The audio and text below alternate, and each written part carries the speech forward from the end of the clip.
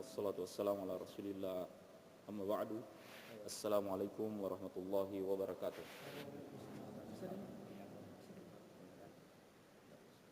Apa kabar semuanya? Alhamdulillah. Kehormatan bagi saya sendiri dipersilakan untuk membawakan kajian malam hari ini, dan terima kasih kepada pengurus Masjid Al-Musawwir bahwasanya agama ini hidup dengan ilmu. Kita tidak akan mungkin mengamalkan ajaran agama tanpa ada ilmu di dalamnya.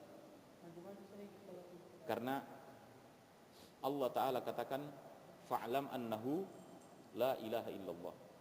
Hendaklah kalian berilmu la ilaha illallah. Apa ilmu la ilaha illallah? Ilmu tentang Islam. Sehingga ilmu tentang Islam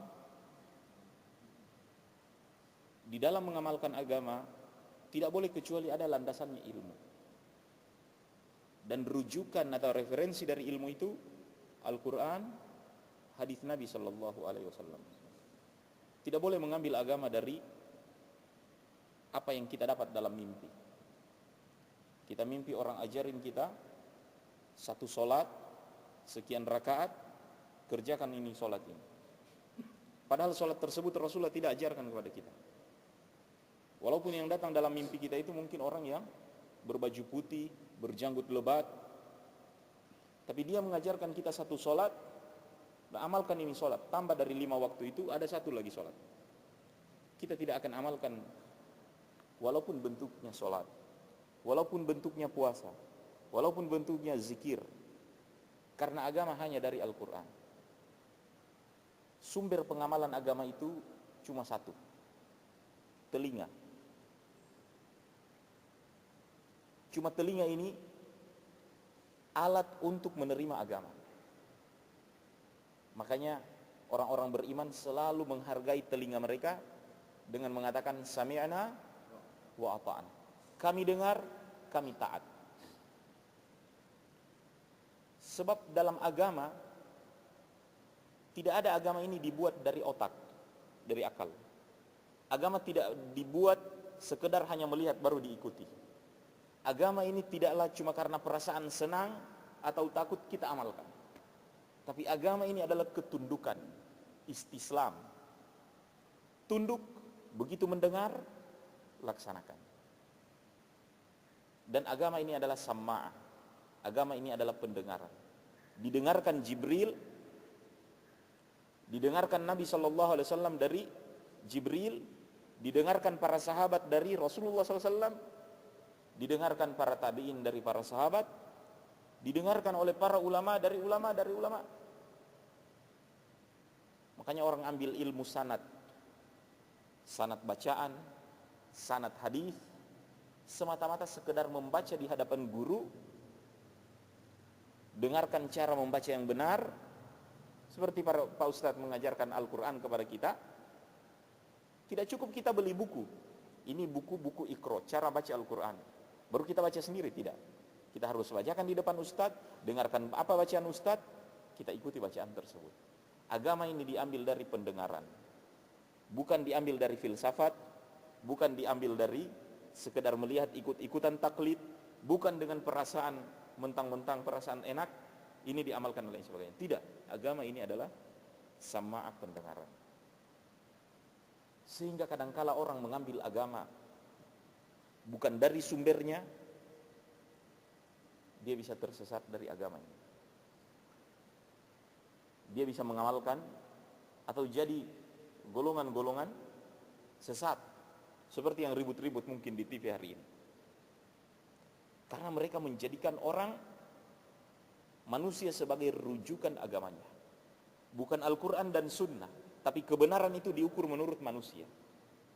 Dan ketika ada manusia yang berubah menjadi Tuhan atau berubah menjadi Nabi, dia perintahkan hal walaupun bertentangan dengan Al-Quran dan Sunnah, dia akan taat di dalamnya.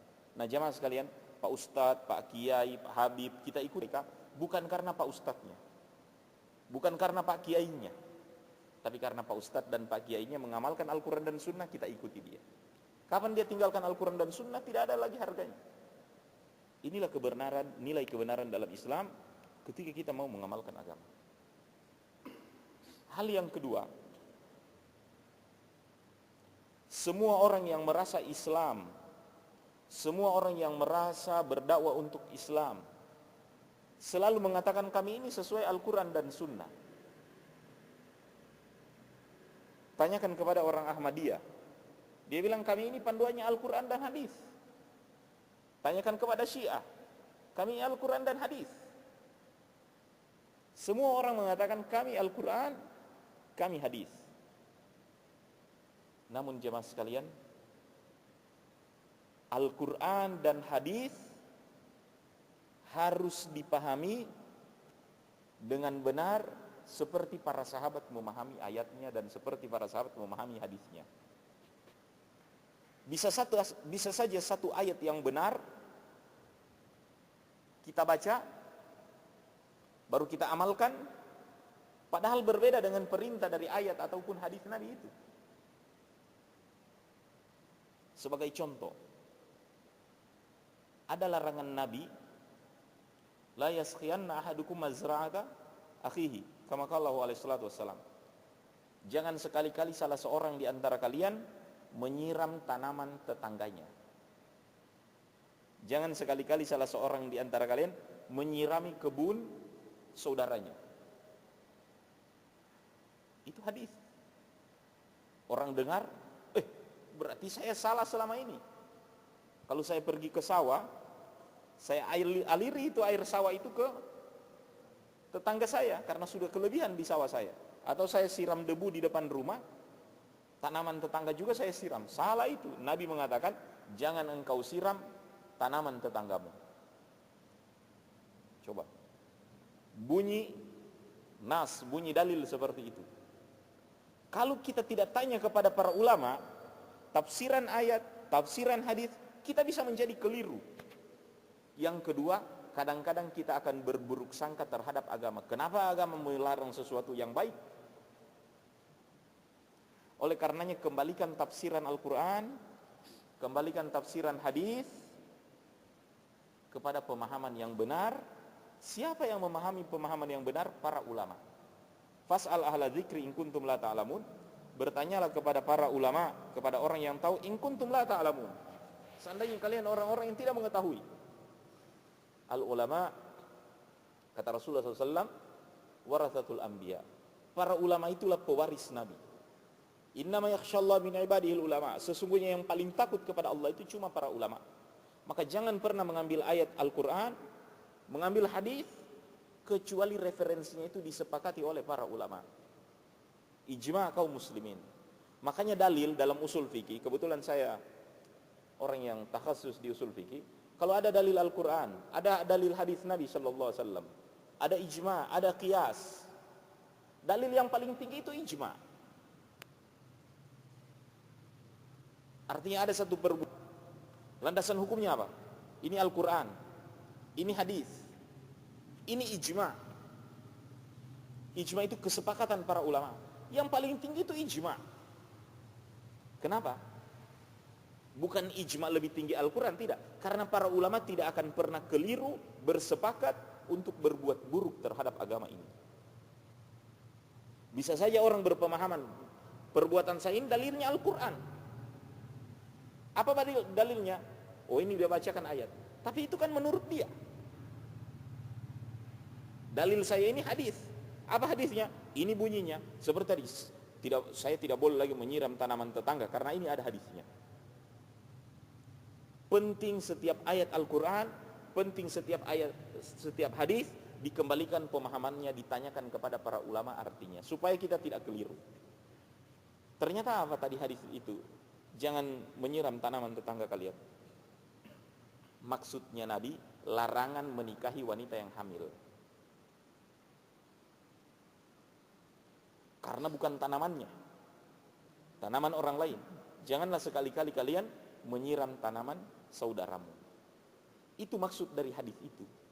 Jadi bukan larangan untuk menyiram sawah atau tanaman tetangga kita. Bisa dipahami? Dan siapa yang paham itu? Ulama yang paham. Isyarat-isyarat Al-Quran, hadis, para ulama yang ahlinya. Jangan kita mempelajari agama ini sendiri-sendiri. Harus ilmu. Makanya Imam Bukhari keluar masih muda, pulang ke negerinya sudah tua, demi untuk menuntut ilmu. Jamaah sekalian dirahmati Allah, dalam kesempatan ini saya ingin berbicara, karena memang topiknya masih hangat, kejadian akhir-akhir ini, kacau-kacau misalnya, ini di TV kita lihat. Katakanlah tentang terorisme, ya kan? Orang yang meledakkan sana sini. Memang setiap kasus ini menyedihkan juga. Kita salahkan media, kita salahkan juga mungkin polisi, tapi memang pelakunya rata-rata muslim. Ada juga yang pelakunya bukan non muslim, tapi memang label teroris ini tidak ada. Itu juga tidak adilnya itu media. Bisa dipahami? Tapi rata-rata yang meledak atau membuat kekacauan ini orang Islam. Kadangkala juga profilnya ini sholat, ngaji. Ini yang bikin bingung kita. Apa makin belajar agama makin tersesat orang? Atau bagaimana? Tidak dilakukan oleh orang-orang bodoh. Ini yang ingin saya bicarakan. Pahami agama, tanyakan kepada ahlinya, tanyakan kepada gurunya. Jangan belajar sendiri. Orang yang baca buku sendiri, tamat, ibarat orang yang masuk ke dalam hutan seorang diri. Masuk ke dalam hutan seorang diri, keluar juga seorang diri, tidak ditemani orang. Apa yang didapatkan oleh orang masuk ke dalam hutan sendirian? Dia tidak tahu di hutan itu ada tanaman obat ada berapa. Dia seandainya orang masuk ke dalam hutan dipandu oleh ahlinya, dia tahu di mana buah-buahan, di mana tanaman obat. Ada hewan-hewan pemangsa, ada hewan-hewan yang bukan pemangsa. Berapa jumlah burungnya, berapa, bagaimana kontur tanahnya dan lain sebagainya. Kalau ada pemandu masuk ke dalam hutan tersebut, keluar dari hutan dia tahu apa yang dia masuk ke dalamnya. Demikian juga dengan baca buku, baca Al-Quran, baca hadis Nabi, dibimbing oleh guru, kita paham itu agama. Tapi sendirian kita masuk ke dalamnya, kita hilang tersesat, tidak tahu apa-apa lagi ketika kita keluar. Bisa dipahami? Maka ini yang ingin saya bicarakan. Kadangkala tertuduh dari pelaku, anggaplah untuk kita perhalus sedikit, pelaku kriminal ini, ya kan, dalam tanda kutip teroris, rata-rata Islam. Lantas siapa yang menyuruh mereka? Kita juga mengatakan, kayaknya itu Ustadz suruhan, cuma karena dibayar 1 miliar dia mau meledak. Pikir-pikir juga kita, mana mungkin ada orang yang siap mati, dia menikmati bagaimana lagi itu duit kalau dia siap mati di dalamnya. Tentu ini berangkat dari sebuah keyakinan. Tapi keyakinan bagaimana? Ini yang ingin kita bedah dengan pisau lipat agama, supaya persoalan ini menjadi terang. Bahwasanya agama dikembalikan kepada Al-Quran dan hadis, cara memahaminya biar tidak salah. Jemaah sekalian, kalau ditanya kepada orang-orang yang melakukan kriminal ini, landasan mereka apa? Al-Quran, ayat. Terutama di surah Al-Maidah ayat 44, 45 dan 47, Allah Subhanahu wa taala berfirman, "Wa man lam yahkum bima anzalallah fa ulaika humul kafirun." Sejenak kalau kita baca ini ayat, lihat di terjemahannya, "Wa man lam yahkum", siapa yang tidak berhukum, bima anzalallah, dengan bukan hukum Allah. Wa man lam yahkum bima anzalallah, siapa yang tidak berhukum dengan hukum Allah, fa ulaika humul kafirun, maka mereka inilah orang kafir. Siapa yang tidak berhukum dengan hukum Allah, mereka inilah orang kafir. Ayat ini yang paling banyak dibaca oleh para pelaku kriminal, sehingga orang mengatakan, siapa yang tidak memberlakukan hukum Allah memberlakukan Al-Quran sebagai undang-undangnya, maka mereka orang kafir. Begitu dia melihat ke depan, dia lihat, bukan Al-Quran ini hukum. Pencuri tidak dipotong tangannya, pezina tidak dirajam. Berarti negeri kita ini kafir dengan ayat ini. Tidak butuh tafsiran, tidak butuh tanya sama ulama. Dia langsung baca, siapa yang tidak berhukum dengan hukum Allah, maka termasuk orang kafir. Di ayat yang ke-45, wa man lam yahkum bima anzalallah fa ulaika humuz zalimun. Siapa yang tidak berhukum dengan hukum Allah, maka mereka termasuk orang zalim. Wa man lam yahkum bima anzalallah fa ulaika humul fasiqun. Siapa yang tidak berhukum dengan hukum Allah, maka mereka termasuk orang fasik. Ayat ini yang selalu dibaca oleh orang-orang dan dituduhkan kepada negeri-negeri Islam. Kalau orang Pakistan yang baca, dia bilang Pakistan ini tidak sesuai syariat Islam. Bahkan kalau orang ada di Saudi Arabia ini juga orang baca dan menyalahkan pemerintahannya. Dia bilang, kenapa itu orang-orang Amerika diterima dan lain sebagainya? Ini ayat dibilang, sudah berhukum bukan hukum Allah ini. Faulaika humul kafirun. Maka niscaya mereka ini orang-orang kafir. Dan apa konsekuensi kekafiran? Orang kafir itu kan yang tidak dilindungi darahnya, tidak dilindungi hartanya, tidak dilindungi. Satu ayat ini yang dibaca, yang ini yang dibuat oleh orang untuk mengkafirkan negeri-negeri Islam. Kalau negeri sudah kafir, maka bagaimana orang yang sholat? Sudah tidak ada maknanya. Makanya berani orang ledakkan orang sedang sholat Jumat. Tidak peduli lagi. Kalian sok kafir. Di Saudi itu kadangkala orang lagi sholat meledak oleh orang-orang yang berpemahaman keliru seperti ini. Mereka bilang, mau ngapain lagi sholat? Sudah kafir mereka itu, tidak ada gunanya lagi. Diledakkan sana dan sini. Apa semudah ini mengkafirkan? Apa semudah ini agama ini dipahami? Ya kan?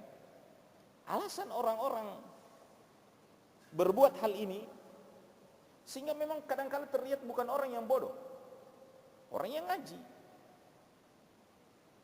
orang yang sholat, orang yang alim, fanatik. Bisa dipahami? Dia mengira dengan meledakkan atau membuat kerusakan sudah masuk ke dalam surga. Walaupun itu orang sedang sholat Jumat, dia meledakkan diri dalamnya, dia mati di dalamnya dengan orang-orang, dia bilang mati syahid itu. Padahal yang dia bunuh ini orang-orang lagi sholat. Apa dalilnya?